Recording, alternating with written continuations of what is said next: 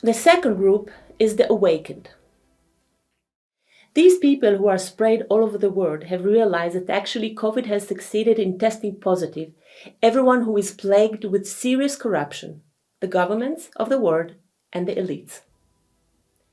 In the opinion of the awakened, the propaganda of lies of the last 2.5 years has been so prominent and obvious that every scientist, doctor, or citizen with any integrity must recognize it and oppose it.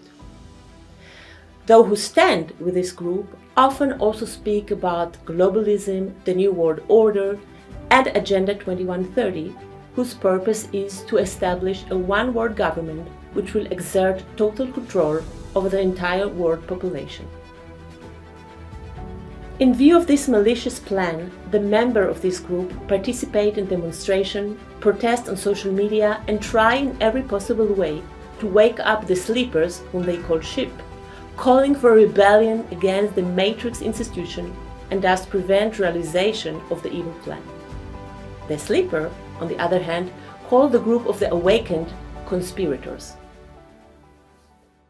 The group of the awakened is right about the fatal condition of humanity.